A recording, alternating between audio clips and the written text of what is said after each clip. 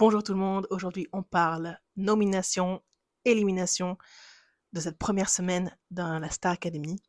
Alors, j'ai pas fait les j'ai pas fait un vlog, genre j'apprends qui sont les moins bons des évals et puis les prochains moins bons et qui sont les parce que finalement c'était un peu chiant à organiser, je vous cache pas.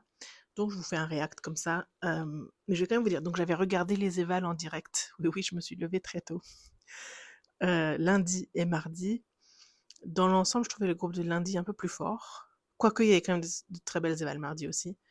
Mais bon, lundi, après les évals, c'était assez difficile même de pronostiquer, parce que déjà manquait la moitié. Mais aussi, bon, il y avait Emma qui avait été un peu en dessous, c'est vrai, euh, par le stress, par une explication un peu bancale de son choix de chanson, par rapport au thème de l'histoire personnelle. Mais j'ai envie de dire qu'elle n'était pas la seule dans ce cas. Il y a plusieurs choix de chansons où tu te dis, mais attends, il a quel âge? Est-ce qu'il a vécu ça? C'est quoi l'histoire? C'est quoi le lien? Donc, elle n'était pas seule dans ce petit côté hors sujet.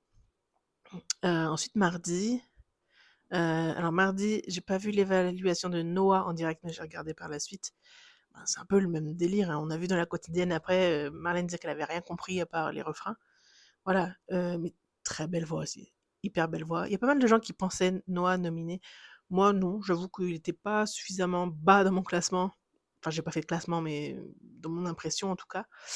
Hem, je pressentais Lenny parce qu'il y a toujours une première nomination un peu aléatoire par rapport au groupe, par rapport au quotidien. Je le trouvais un peu effacé. Je me dis: «Est-ce qu'ils vont pas le nominer pour lui mettre un petit coup de pied au derrière?» Bon, non, donc tant mieux. Son éval était plutôt pas mal. Hem Et sinon, moi, je pensais pas que Théo P, c'est le P, hein. Je pensais pas que Théop était en danger cette semaine. Bah, finalement, si.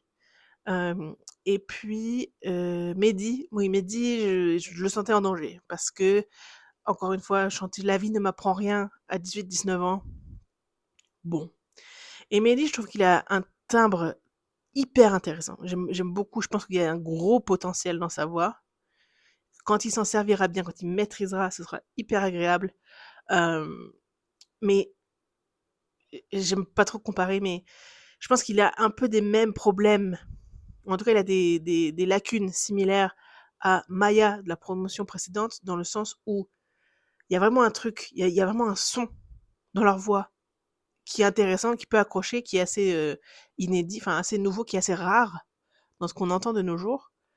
Mais ils n'ont pas forcément une maîtrise totale dessus. Ils savent pas toujours forcément ce qu'ils font.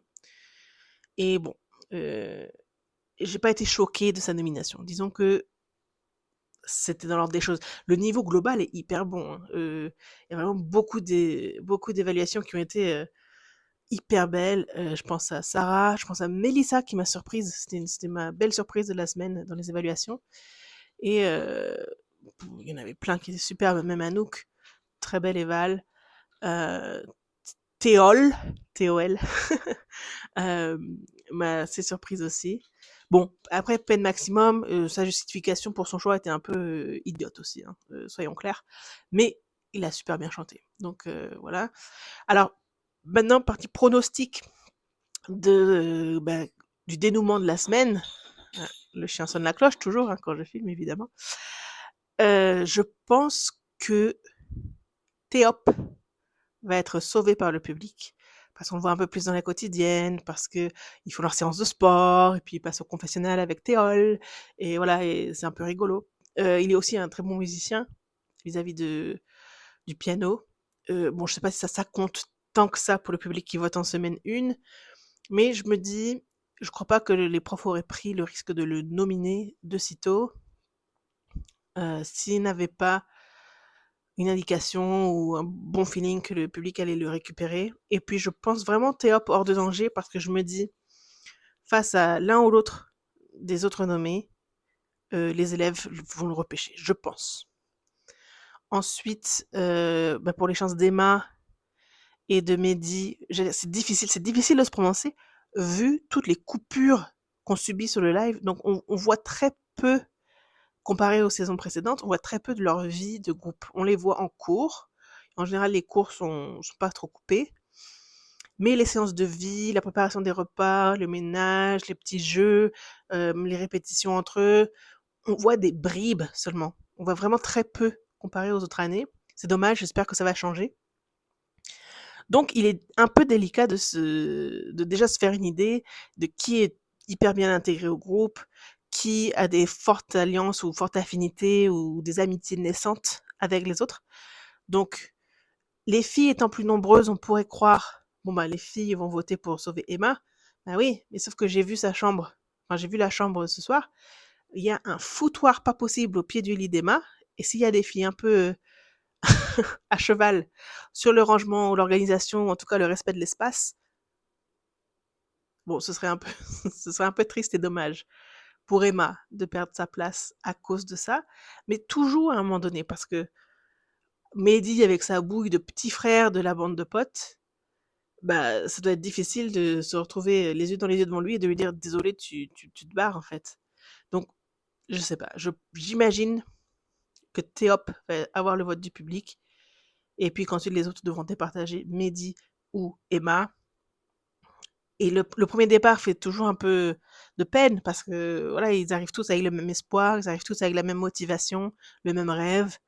Et bon, vous connaissez, hein, je vais pas vous refaire le truc. Mais voilà, donc quoi qu'il arrive, je leur souhaite le meilleur. J'espère qu'ils vont en tout cas se défendre avec de belles chansons qui leur correspondent. Je crois qu'on sait pas encore les titres. En tout cas, pour que celui ou celle qui part, eh ben, puisse laisser une belle impression au public et puis pouvoir prendre en main ensuite voilà, leur réseau avec leurs milliers de nouveaux abonnés, etc. Donc, puisque je vais me prononcer quand même, j'ai envie de dire, enfin envie, non, mais je me prononce, je vais dire donc Théop par le public et par les élèves, à la surprise de tous, peut-être Mehdi. Parce qu'il est attachant, parce il est plus jeune, il fait des efforts. Bon, il m'a fait des efforts aussi, bien sûr.